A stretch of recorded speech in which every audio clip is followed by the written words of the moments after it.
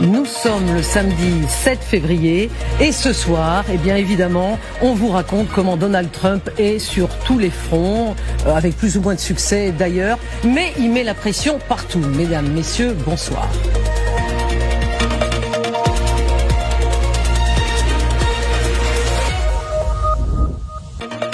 Ce soir, autour de la table, nous avons Ludmila Titeva. Ludmila, bonsoir, ravie de vous revoir. Vous êtes chroniqueuse chez E-Radio, consultante en politique publique. Gallagher Fenwick, bonsoir Gallagher. Bonsoir Anne. Vous êtes grand reporter spécialiste des questions internationales habitué du samedi soir. Général Richoux, bonsoir. Vous avez mis votre pochette rouge. Que cela signifie-t-il? Pas grand-chose. Non, que du bien, je pense, que du bien.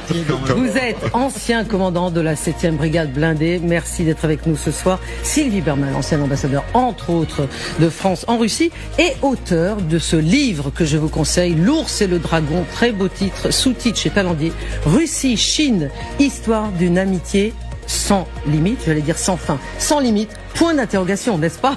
Bonsoir. Voilà, tout est dans le point d'interrogation. Et enfin, Benoît Bihan. Bonsoir, Benoît. Bonsoir. Vous êtes historien militaire, spécialiste des questions stratégiques et auteur, vous aussi, d'un livre, Conduire la guerre, entretien sur l'art opératif aux éditions Perrin.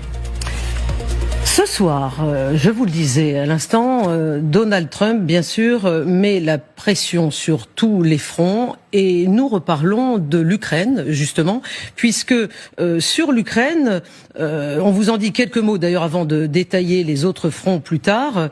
En Ukraine, Donald Trump, à propos de l'Ukraine, Donald Trump a parlé, a fait des commentaires sur les négociations qui sont en cours à Abu Dhabi. C'était cette semaine, donc non loin des autres négociations à propos du Moyen-Orient. On va y venir. Et voici ce que Donald Trump a dit. Évidemment, c'était dans son avion Air Force One cette nuit, comme d'habitude.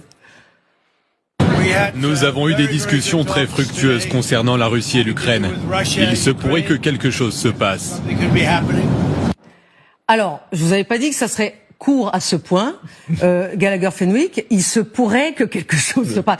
Franchement, là, c'est vraiment c'est du teasing, c'est un cliffhanger phénoménal.